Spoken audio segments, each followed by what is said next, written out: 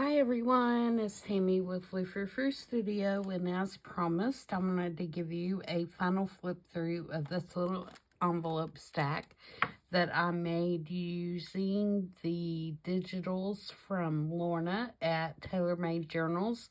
The name of the kit is Whispers of Autumn, and I wanted to do something a little bit different than just a normal journal. So this is what I've put together, and I'm going to do a really quick flip through so that you can see the completed project. There are a couple of videos on how I put this together if you have not seen those. Please check them out, and you can see how I put everything together to make this cute little stack. So I'm going to take it apart here and kind of show you the finished deal. You can slide this piece off, and it is just a band that I created using some paper out of the kit. And then I just tied it up with some sari silk. Okay, this is the first envelope, and it is a junk mail envelope. And I just made a journal card to go inside. And as you can see now, I've done my stamping and everything, and so it is totally complete. And I added just little scraps of fabric and lace up here on the corner. And like I said, this is just a regular junk mail envelope. It's not the whole envelope, but it's a partial. So that's the first piece. The next piece is actually a little journal, and it is created out of two large envelopes that I've put the flaps inside each other and created, you know, this little journal. It's got all kinds of different papers in it for you to write on. It's got this little pocket here that's made out of altered playing cards. And there is a pocket here with a large journaling card from the kit. And it's made out of a time card, so you can write on the back. And it just slides in that envelope. And then on the other side, there's also the same deal. This is one of the cards from the book, and it is made out of a time card as well. And that just slides in there like that. So that's that piece. Next, we have one of the envelopes from the kit, and I just lined it with some sheet music, and it has a vintage index card in there, if I can get it out. I didn't do anything to it. It's totally plain, so you can write on it. And then I just fussy cut this little piece out to make a closure for the envelope. So it closes like that. And then, of course, I did some collaging on the front. I used the postcard digital and some stamps and other things to complete that one. This is the other envelope from the kit. Same deal. I used a stamp and did some collaging. It has the same type of closure, and it has the same type of card on the inside. Okay. Then we have this envelope, which is actually like a square envelope. And I just collaged all over it. In the front, I put a corner pocket, and I created some tags with some stamping and one of the postcards from the kit. And I put some tea-dyed graph paper on the back of the postcard. There's some German text here in the back. And then these two are blank on the back so that you can write on them. And then I just put some little fabric scraps on the top of those. Okay, And so that's that one. And it has a large journaling card. Inside, I need to fix that. That has a collage, little collage in the corner. That's why I like to do these flip-throughs, because you can see all these little places that you need to fix as you go through it. And the inside of this envelope, I just put some German text from a book. And so that card goes down in there. And then, as you saw, I made this so that it fits down in the top of this large envelope, like this. And then you can remove it or you can flip it up, whichever. And then this is, I'll leave this out for the time being, a large top-loading envelope. It's like for photograph proofs. And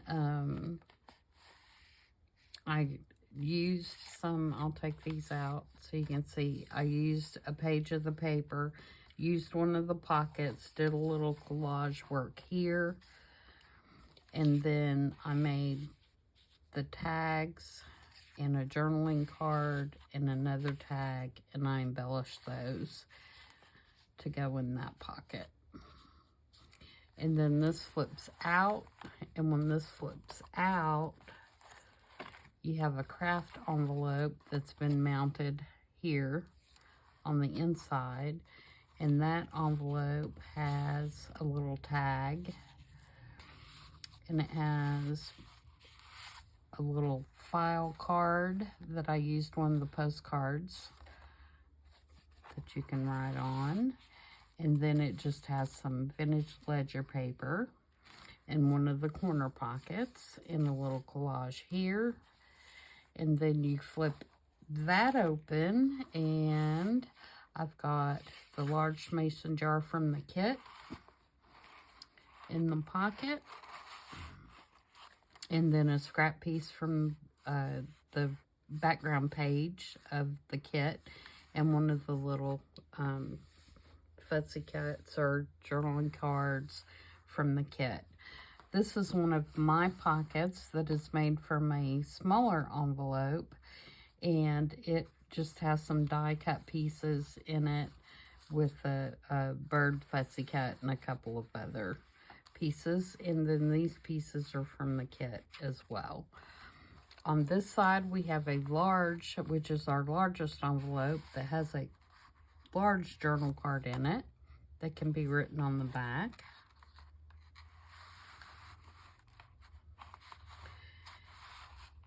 And then I covered, I'll take these out. This is one of the pages. I covered the outside of the envelope with that. And then I have another piece of just vintage ledger and this little card from the kit. I didn't really do anything to that. I didn't want to cover that up because it says recycled, and I thought that was really cool. So I just left it as is. It's backed with a file folder, so it's pretty sturdy. And then this is just a little tag that I made from a digital on one side, and then one of Lorna's digitals on the other. And again, I just put a little, some fabric scraps and things at the top. And then there's a little ticket that I just stuck under this little clip, which now I can't get back up under the clip. And then on the back of this one is one of the pages from the kit. It's one of my favorites, actually. Just to complete the back. So that folds back up like that. And then that folds like that. And then you've got your other little envelope that fits in the top. And then you've got your two singles that go here.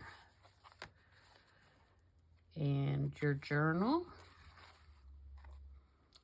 which you can tie this however you like. If you want to tie it in a bow or You know, I just kind of did it like that to tie it up.